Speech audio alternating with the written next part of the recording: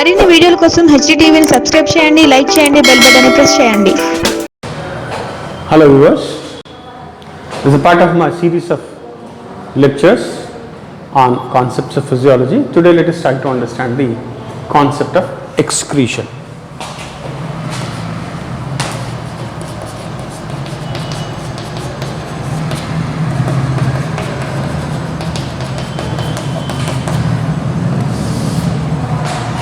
Physiology లెసన్లో భాగంగా ఈరోజు విసర్జన గురించిన అవగాహన మనం నేర్చుకుందాం.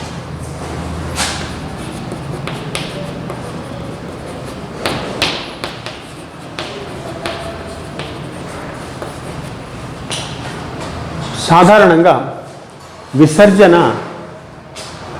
అనగానే మనకు జీర్ణక్రియ ద్వారా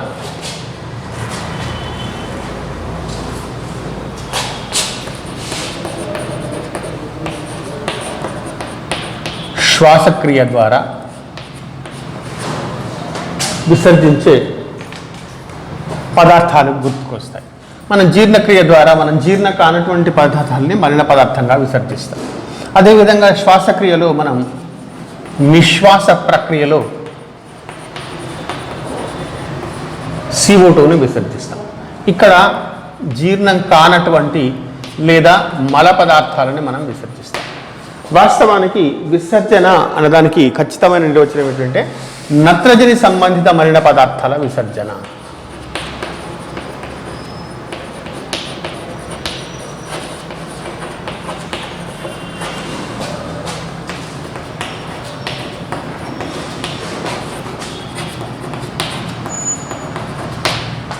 Right. So the definition of excretion is nothing but elimination of nitrogenous waste product. So it is nothing but elimination of nitrogenous waste products. అయితే ఇవి ఎందుకు తయారవుతాయి మన దేహంలో? సో మనం తీసుకునే ఆహారంలో carbohydrates, proteins, lipids and nucleic acids ప్రధానంగా ఉంటాయి. సో పిండి పదార్థాలు, మాంసకృతులు, క్రొవ్వులు మరియు కేంద్రకాంతాలు, ఈ నాలుగింటి నుంచి మనకు సాధారణంగా వచ్చేవి కార్బన్, హైడ్రోజన్, నైట్రోజన్. అయితే దీంట్లో కార్బన్, హైడ్రోజన్, నైట్రోజన్తో పాటు మనకు విషపూరితమైనటువంటి అమోనియా ఏర్పడుతుంది ప్రధానంగా మనం తీసుకునేటటువంటి ప్రోటీన్లలో. So what is protein? Protein is nothing but series of amino acids. So ప్రోటీన్లో ఉండేటటువంటి ప్రధానమైనటువంటి ఏంటి? ఫర్ ఎగ్జాంపుల్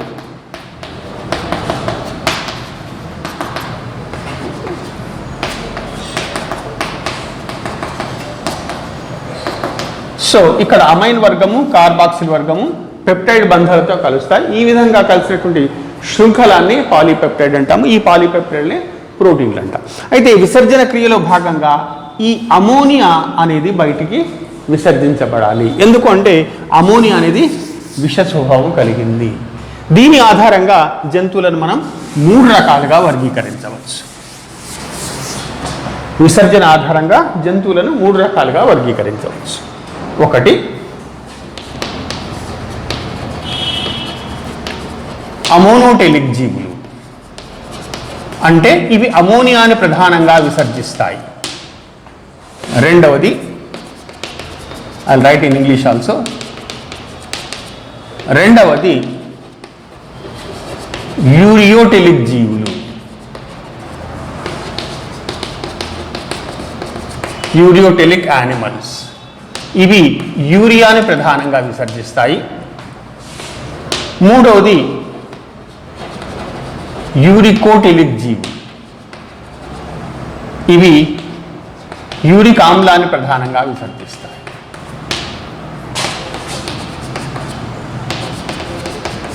సో ఇది అమోనియా, యూరియా, యూరిక్ యాసిడ్. కెమికల్గా రసాయనికంగా చూసినట్లయితే this is ammonia, this is urea, and this is uric acid.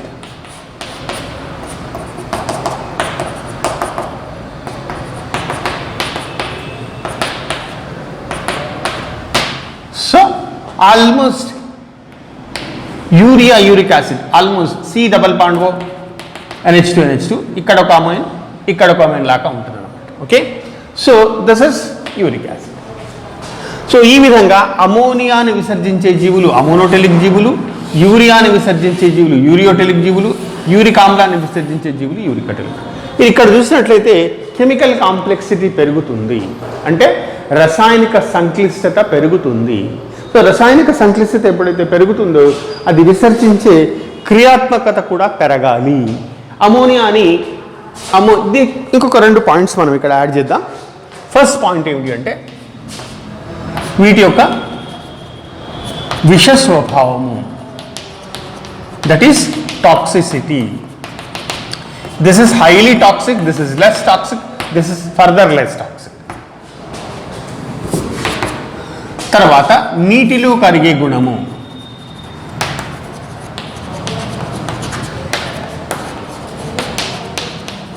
That is solubility.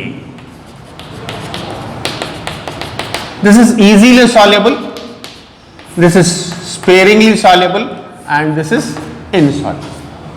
So ammonia నీటిలో సులభంగా కరుగుతుంది, అత్యధిక విష పదార్థం కాబట్టి అన్ని జలచరాలు అంటే మత్స్యాలు వంటి అన్ని జలచరాలు అమోనోటెలిక్ జీవులు. భూచరాలు ఇంక్లూడింగ్ హ్యూమన్ బీయింగ్, మానవుడితో సహా భూచరాలను కూడా యూరియోటెలిక్ జీవులు. నీటిని ఏవైతే సేవ్ పొదుపు చేయాలనుకుంటున్నాయో conservation, the animals which want to conserve the water have converted into uricotelic animals like birds and reptiles.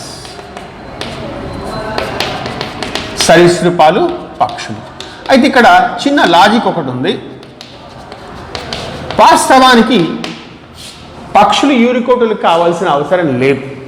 పక్షులకి పుష్కలంగా నీళ్లు దొరికే సౌలభ్యం ఉన్న చోటికి అవి ఎగురుతూ పోవచ్చు. కానీ యూరికోటెలిక్ జీవి నుంచి ఒకవేళ యూరికోటెలిక్ జీవి అయినట్లయితే ఆ యూరియోటెలిక్ జీవుల్లో ఒక మూత్రాశయము, యూరినరీ బ్లాడర్ అనే ఒక ప్రత్యేక నిర్మాణం ఉంటుంది.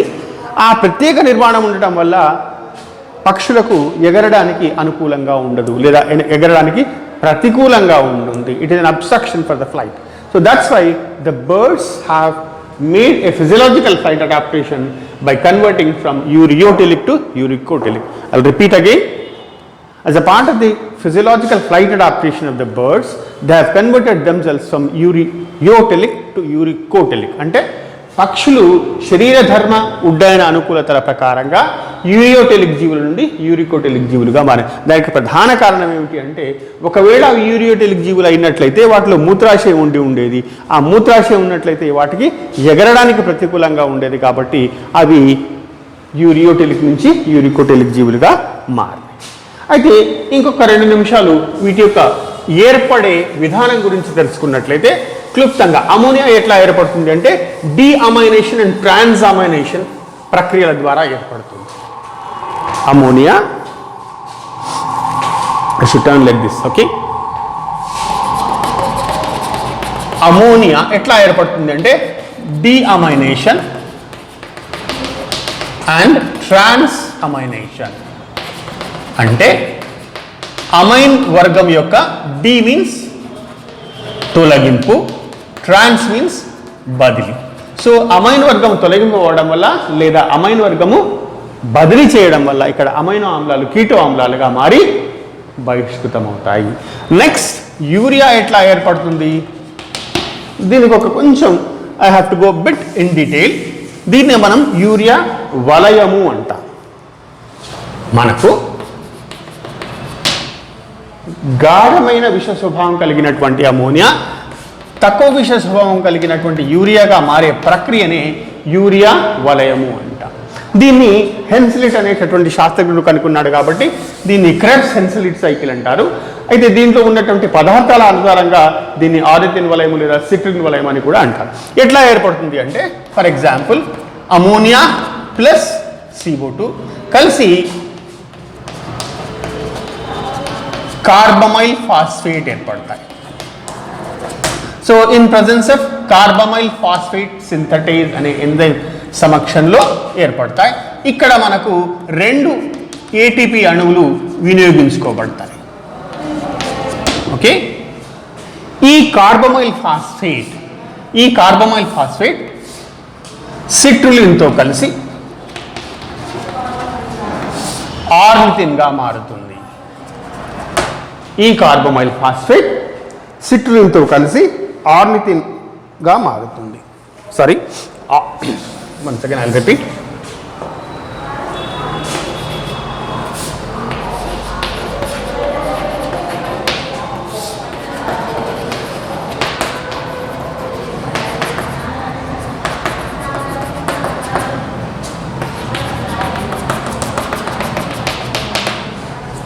సో అయితే ఈ ఆర్నిథిన్ సిట్రులిన్గా మారే ప్రక్రియ అంటే this is first step, this is second step.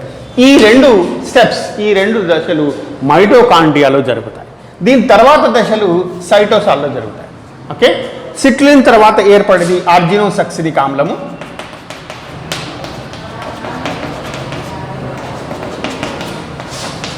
తర్వాత ఆర్జినిన్. ఈ ఆర్జినిన్ నుంచి ఒక యూరియాను బయటకు పంపిన తర్వాత మనకు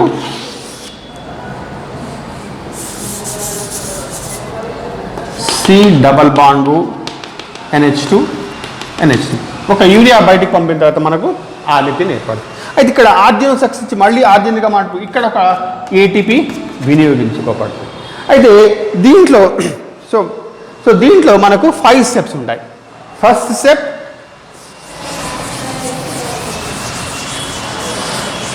స్టెప్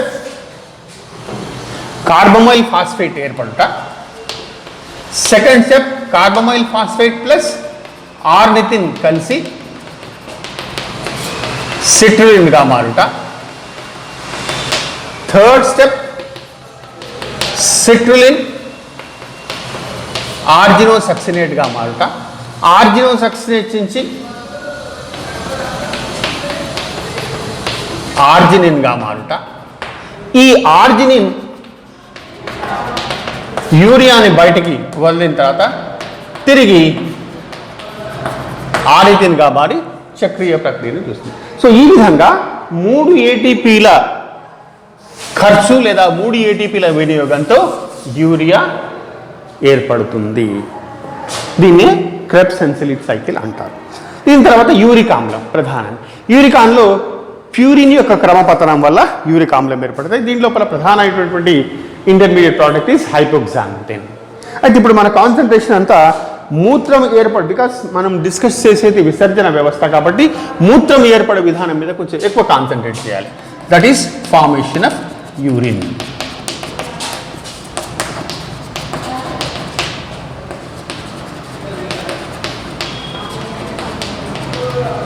మీరందరూ చిన్నప్పుడు స్కూల్ లెవెల్లో చదువుకొని ఉంటారు. That is kidneys are the excretory organs.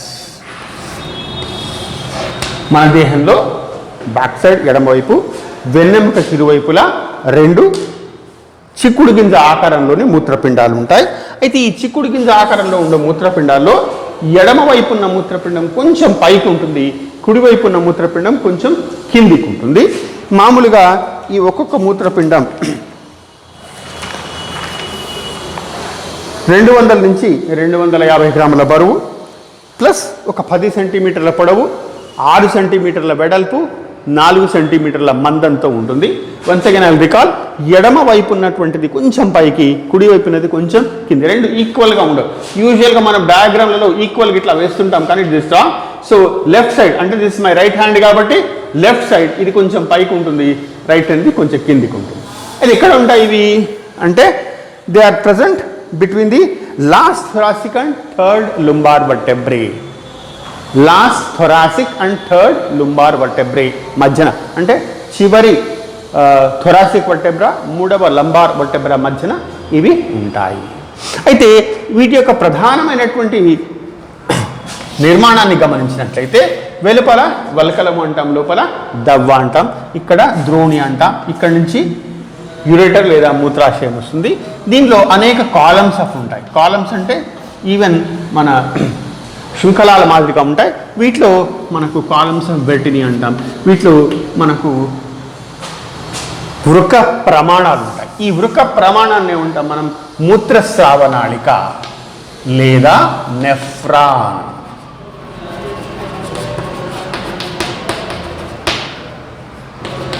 యూరినిఫెరస్ tubule or nephron. ఒక్క నెఫ్రాన్ని గమనించినట్లయితే ఇక్కడ దీన్ని ఏమంటాం మనం? బౌమన్స్ గుళిక అంటాం. దీంట్లో మనకు రక్తకేశ నాళిక గుచ్ఛం ఉంటుంది.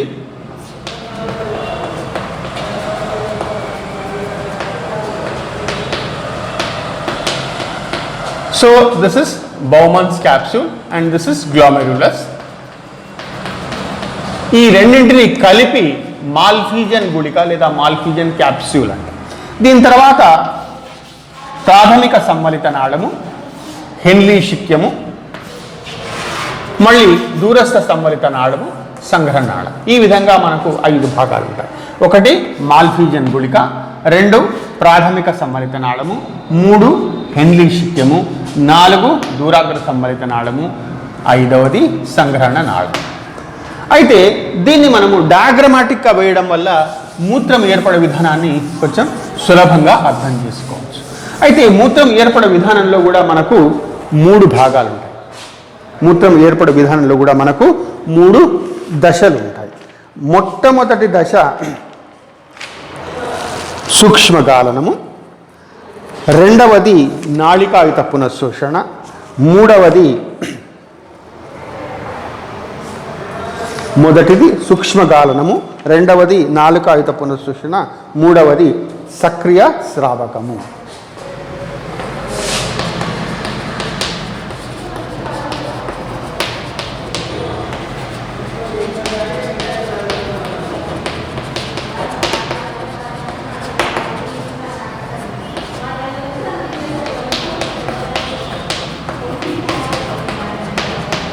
This is ultrafiltration. This is tubular reabsorption.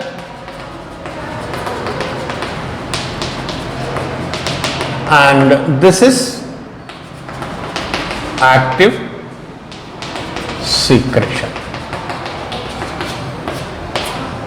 వాస్తవానికి మనకు ఈ 3 దశల్లో జరిగే రసాయనిక చర్యలు లేదా ప్రక్రియలో ప్రతిరోజుకు కొన్ని వందల లీటర్ల మూత్రం ఏర్పడుతుంది. Will be surprise to know on an average ఆరోగ్యవంతమైన మానవుల్లో 180 లీటర్స్ ఏర్పడుతుంది. ఎట్లా 180 లీటర్స్ ఏర్పడుతుంది? Just I explain. GFR glomerular filtration rate లేదా గాలన రేటు అనుకోవచ్చు. దీన్ని గాలన రేటు నిమిషానికి 125 ml పర్ మినిట్. అంటే నిమిషానికి మనకు గాలనం ఏర్పడేది దగ్గర 125 ml ఏర్పడుతుంది. సో గంటకు 7500 into 24 hours ml, that is divided by 1000 is equal to 180 liters. అయితే ఈ 180 లీటర్స్ మనం విసర్జించగలిగేటటువంటి మూత్రము కేవలము ప్రతిరోజు 1 to 1.5 liters, maximum 2 liters. కాకపోతే this also has its own restrictions like seasonal variation. వేసవి కాలం లేదా సమ్మర్ సీజన్లో చెమట ఎక్కువగా పోవడం వల్ల మూత్రం యొక్క బహిష్కృతి తక్కువ, చలికాలంలో లేదా వర్షకాలంలో చెమట తక్కువగా ఉంటుంది కాబట్టి మూత్రము ఎక్కువగా బహిష్కృతపడుతుంది. So once again I'll recall. So GFR is glomerular filtration rate, which is 125 ml per minute. So per hour 7500, per day 180 liters. ఈ 180 liters లో ఆల్మోస్ట్ 100 to 150 times రీఅబ్జార్బ్ అవుతుంది. ఎట్లా అంటే ఐ జస్ట్ షో యూ డయాగ్రమాటికల్లీ.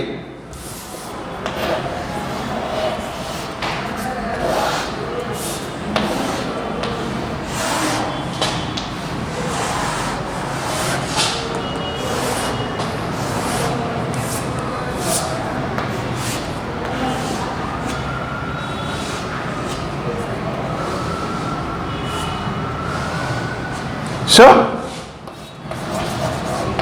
ఇది అభివాహి అపవాహి, that is efferent and afferent. This is glomerulus రక్తకేశనాళికా గుచ్ఛము, రక్తకేశనాళికా గుచ్ఛము. అండ్ తర్వాత ఇదేమో బౌమన్ గుళిక, రెండు కలిపి మాల్ఫిజన్ గుళిక అంటాం. ఇది ప్రాథమిక సమ్మలిత నాళము, ఇది దూరస్థ సమ్మలిత నాళము. ఇది ఆరోహిణి బాహు, అవరోహిణి బాహు. ఆరోహిణి అంటే ఎక్కడం, ఆరోహిణి బాహు. అవరోహిణి బాహు అంటే downwards. This is ascending limb, this is descending limb and this is ascending limb. This is Henle. కాకపోతే ఒక చిన్న లాజిక్ ఏమిటంటే దీన్ని 0.05 mm ఉంటే దిస్ ఇస్ 0.02 mm ఉంటుంది. అంటే ఈ వ్యాసం కంటే ఈ వ్యాసం చాలా తక్కువగా ఉంటుంది. సో సూక్ష్మగాలం ఎక్కడ జరుగుతుంది? మనకు మాల్ఫీజియన్ గుళికలో జరుగుతుంది. ఎట్లా జరుగుతుంది? ముందుగా మనకు జలస్థితిక పీడనము లేదా హైడ్రోస్టాటిక్ ప్రెషర్ ఉంటుంది. So this hydrostatic pressure is 55 mmHg. దీంట్లో నుంచి మనకు ద్రవాభిసరణ పీడనము, that is osmotic pressure, -30 mmHg. పోతే అంటే 55 - 30, 55 this is plus of course and this is minus, పోతే 25 mmHg. దీన్ని ఏమంటాం మనం? నిర్గలన పీడనము లేదా ఫిల్ట్రేషన్ ప్రెషర్ అంటాం. సో ఈ ఫిల్ట్రేషన్ ప్రెషర్లో మళ్ళీ తిరిగి రెండు, ఒకటేమో నాళికాంతస్థ, దట్ ఈస్ ఇంట్రాట్యూబులర్, రెండవది ఇంటర్స్టీషియల్ అంటే మధ్యాంతర. ఈ రెండు కలిసి -15 mm. So -15 mm is equal to 10 mm. So దీన్ని ఏమంటాం మనం? నికర నిర్గలన పీడనము, నెట్ ఫిల్ట్రేషన్ ప్రెషర్. సో నికర నిర్గలన పీడనము 10 mm ఉన్నప్పుడు మాత్రమే మూత్రం ఏర్పడడం సాధ్యపడుతుంది. ఈ విధంగా మూత్రం ఏర్పడిన తర్వాత ఇక్కడ పునఃశోషణకు గురి అవుతుంది. అంటే ఏమిటి? దాంట్లో ఉండేటటువంటి అవసరమైన పదార్థాలు శోషించబడతాయి. ఫలితంగా మూత్రం అతి గాఢతకు వస్తుంది. అయితే అతి గాఢకు వచ్చిన తర్వాత ఈ హెన్లీ శిక్యంలోకి ప్రవేశించిన తర్వాత హెన్లీ శిక్యం యొక్క లోపలి వ్యాసార్థం ప్రాథమిక దూరాగ్ర సమ్మలిత నాళ కంటే సగం తక్కువగా ఉంటుంది. సో కాబట్టి ఇక్కడ ఇది చిక్కగా ఉంటుంది. దీని యొక్క మూవ్మెంట్ కదలికలు సులభంగా జరగడానికి స్రావకత జరుగుతుంది, సక్రియ స్రావకత. ఫలితంగా మళ్ళీ అల్పగాఢతకు వస్తుంది. So this is hypertonic and this is hypotonic. ఈ విధంగా మళ్ళీ తిరిగి గ్రహించబడు. సో ఈ విధంగా ముందుగా ఈ విధంగా ఏర్పడిన ప్రాథమిక మూత్రము గాలనం ప్రక్రియ ద్వారా ఇక్కడ ఏర్పడుతుంది ప్రాథమిక మూత్రం. సో ప్రాథమిక సమ్మలిత నాళికలోకి, హెన్లీ శిక్యము ద్వారా మళ్ళీ దూరాగ్ర సమ్మలిత నాళికలోకి, ఫైనల్గా సంగ్రహణ నాళంలోకి ప్రవేశించి సంగ్రహణ నాళం నుంచి ఈ విధంగా. అచ్చా, I forgot to tell you, మనకు ఒక మూత్రపిండంలో దాదాపు ఎన్ని ఉంటాయి?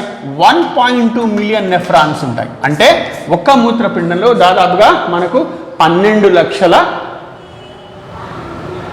వృక్కస్రావ నాళిక లేదా నెఫ్రాన్ ఉంటాయి. అంటే put together we are having 2.4 millions, around 24 lakhs of nephrons. So ఇవి నిమిషానికి, that's why the rate of filtration is, అందుకనే గాలం రేట్ ఏమిటి? నిమిషానికి 125 ml.